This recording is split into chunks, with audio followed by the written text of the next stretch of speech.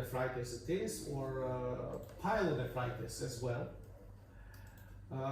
All the glomerulonephritis and pyelonephritis actually leads to damage of the glomeruli. And here you could see some damaged glomeruli. Okay, it's not well, it looks like crescentic glomerulonephritis here. Do you see this structure here? Looks like a muffle.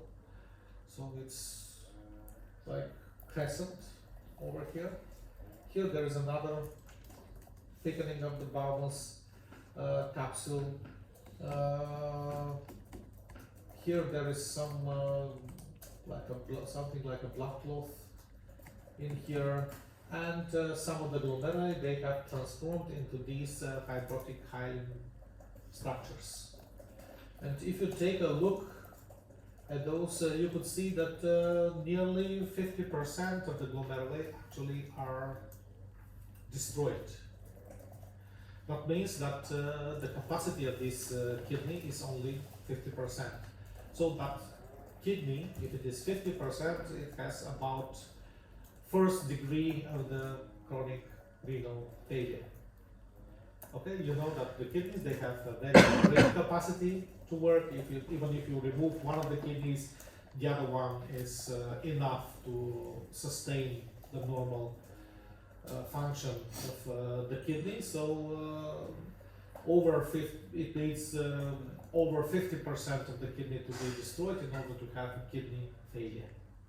Okay, so this here is chronic glomerulonephritis with some transformation to a kidney failure. So in this area you could see that it is more than 50%. Well, here do you see the thickening of the blood vessels?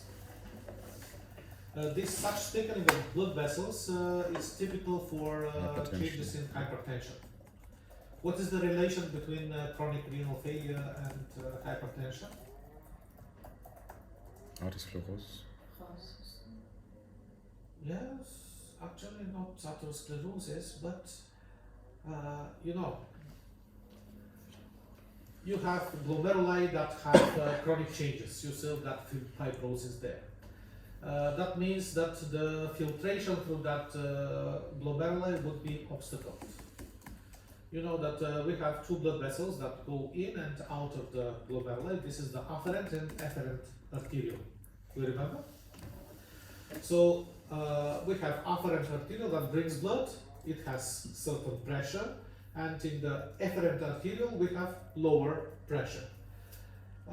If there is less difference between the pressure in the afferent and efferent arteriole, this change of the pressure there is detected by a group of cells between those two vessels. These are the juxtaglomerular cells. Do you remember them?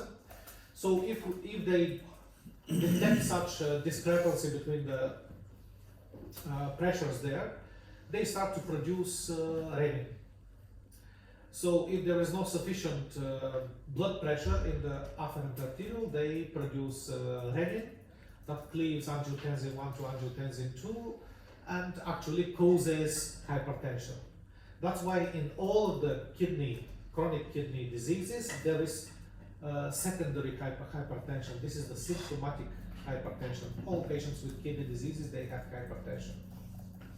Okay, no matter if it is glomerulonephritis or pyelonephritis, there is always hypertension. And that's why the blood vessels here, they have reacted to that hypertension. This is the myoelastofibrosis in hypertension. Also, you could see some hyalinosis of the small blood vessels. Do you see the hyaline deposits here? These are arterioles with hyalinosis.